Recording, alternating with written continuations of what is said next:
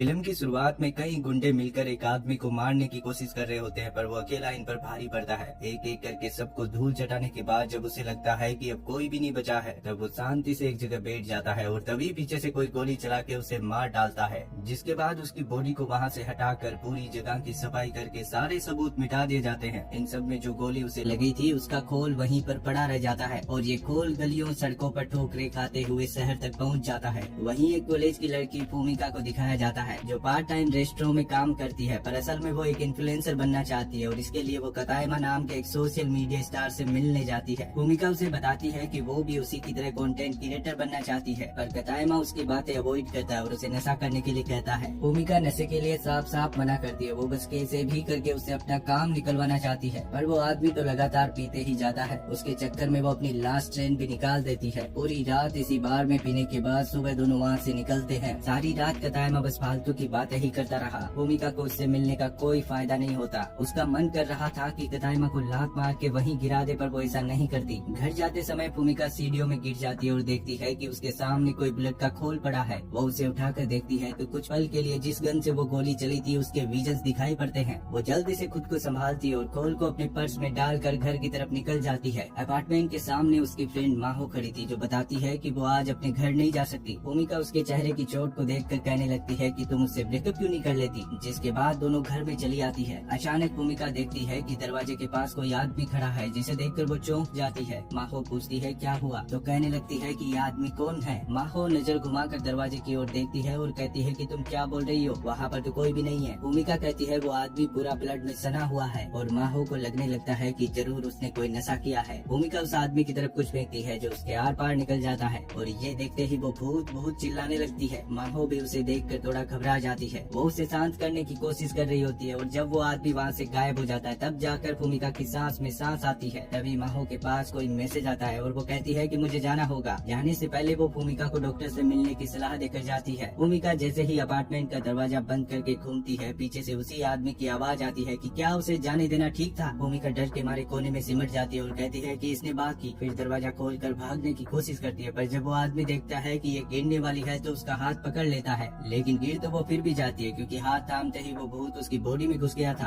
और कमाल की बात तो ये थी कि दोनों आपस में बात भी कर पा रहे थे, साथ ही एक ही बॉडी को दोनों कंट्रोल भी कर रहे थे। भूमिका कहती है कि मेरी बॉडी से बाहर निकलो, तो भूत कहने लगता है कि देखो बात यह है कि मैं पहली बार भूत बना हूँ तो मुझे इस प्रोसेस का इतना पता नहीं है। भूमिका कहती है मैं कुछ नहीं जानती, मेरी बॉडी से बाहर निकलो। भूत कहता है ठीक है, आज के लिए इतना काफी है और वो उसकी बॉडी से बाहर निकल जाता है। अब उसे लगता है कि भूत चला गया और गॉड का शुक्रिया करती है कि वो अब भी जिंदा है, पर तभी वो उसके सामने आकर कहने लगता है